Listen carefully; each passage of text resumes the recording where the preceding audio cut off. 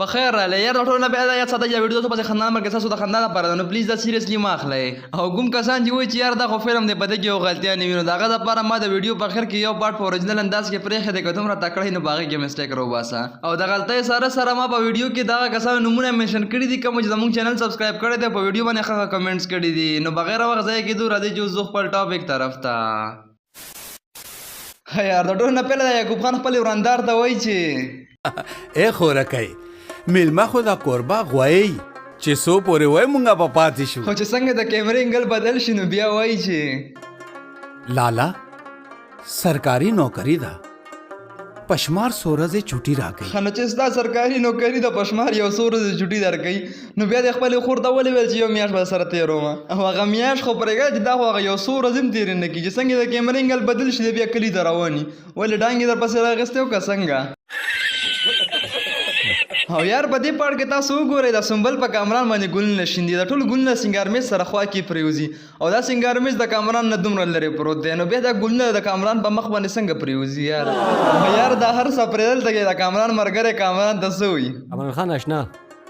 د سکول نه واخله تر د یونیورسټۍ پورې مو په یو ځای او په یو کلاس کې سبق وویلې خو د خدای مسلمانه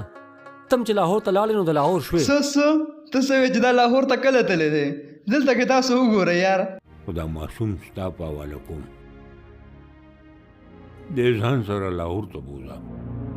و زړګیا دا خو چې لاهور ته تلو نو خپل مور او پلار یې نه پېژندل نو بیا ته د کم ځای نه پکې راغلی یار او دلته بدرخان ده ته وایي چې دا هماغه کټ دی که نه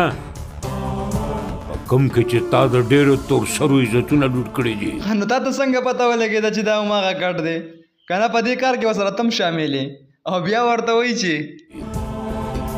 او نن په دې کټ کې به ستا جنازه وځي نن دا خو ماسخوتن دی ورځ خو تېره شوه که وځي جنازې سبا به وځي نن به ولي وځي یار او یار په دې پاړ کې دا سړی د کامران نه منډه کې په پوړو خیجي بره خو چې څنګه بره وخیجي نو کامران هلته کې د پیله نه موجود وي نو یې لکه ته د کوم ځای نه راغلی دلته کې خو صرف یو د پوړو ځای دی هغې هم دا سړی راختې او نو بیا ته دلته کې د کوم ځای نه راورسېدې او یار په دې پاړ کې د جانانۍ د بدرخان سره خبرې کوي نو تاسو د دې موبایل ته سوچ وکړئ په دې خو مین یو لګېدلې ده نو چې مین یو پرې لګېدلې بیا دا خبرې د چا سره کوي یار او یار تاسو دلته کې وګورئ د ګمبد په دې سایډ باندې رڼا ده او چې څنګه د کیمره دې بل سایډ ته راتاو شي نو وروستو خو لایټ وي نو بیا دا رڼا د کوم ځای نه راغله او بیا چې کله شمشیر د خپل ورور سره د ګمبد نه لاندې را دانګ کړي نو وروستو خو ګمبد وي نه دې د کوم ځای نه راټوپ کړل بیا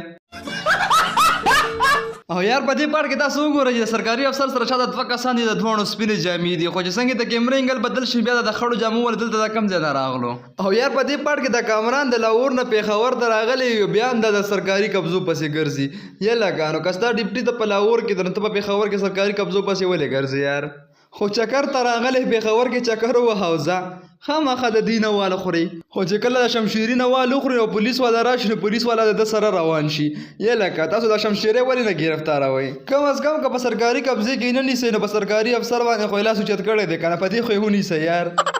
او یار دا یو پاټ ما تاسو دپاره پرېښی تاسو ما ته ووایئ چې په دې پاټ کې څه غلطي ده هلو پولیس سټیشن هلو پولیس سټیشن او یار اوس چې کوم کسان زموږ چینل سبسکرایب کړی دی په ویډیو باندې ښه کمنټس کړي دي په هغې کې یو علي جان دی عدنان بی دی جبران دی عمر خان دی او کوثر آباد واینز والا دي او کوم کسان چې رانه پاتې شي نو بخښنه غواړم او په دې ویډیو باندې ښه کمنټس وکړئ او چینل سبسکرایب کړئ او د بل ویډیو پورې ځان ډېر خیال وساتئ د لوی الله په امان